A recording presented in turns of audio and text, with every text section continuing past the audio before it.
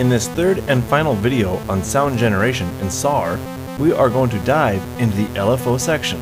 In the first two sound generation videos, we discussed the oscillators that are responsible for creating the actual sound that you hear, as well as the filter and assignable amplitude envelope that can be used to further define the sound.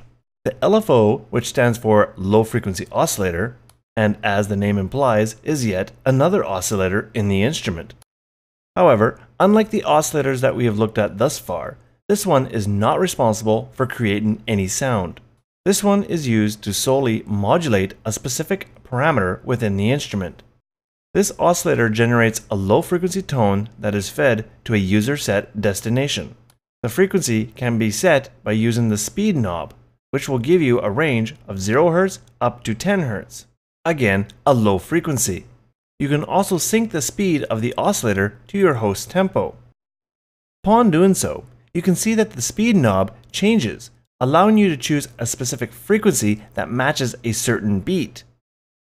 Lower values with the speed knob create a fast-sounding waveform, and obviously, larger values will create a slower moving waveform. As mentioned, you can choose the destination for this oscillator by using the destination knob. Here the knob is set to modulate the cutoff frequency of the filter. In order to hear the effect that the LFO has, you need to increase its level with the amplitude control. Upon doing so, listen as I play this note, and listen for the sweeping effect the sound will take as the LFO modulates the cutoff frequency.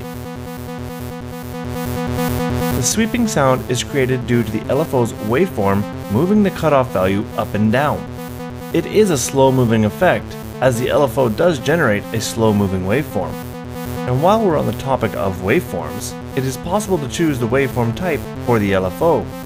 Here it is set to triangle, which is a gradual up and down waveform. I can set the LFO here to be a square wave. Listen to how much more dramatic the effect is to the cutoff. Use the inverse button to reverse the phase of the LFO's waveform. As the LFO is a free-running oscillator, meaning that it's running all the time, there may be a situation where you play a note and the LFO's waveform is not at 0. To have the LFO reset its waveform to start at 0 each time a note is played, enable the re-trig switch. The LFO also comes with a basic amplitude envelope, allowing you to control the level of the LFO over time. Using the attack will have the LFO's level gradually increased after the note is pressed. The release value determines the level of the LFO after the note is released.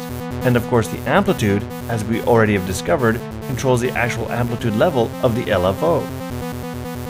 As mentioned, it is possible to have the LFO modulate various sections of the instrument. In previous examples, the LFO was modulating the cutoff frequency of the filter. Using the destination knob, set which aspect of the sound you wish to modulate. For example, let's change to modulate the main oscillator's master frequency value. Or something a little more creative, like modulating the panning of the sound in the stereo field. And that takes care of the LFO section of SAR, and also concludes our look at the sound generation process. In the next video, we'll look at the output sections and some of the ways of changing the playing style of the instrument.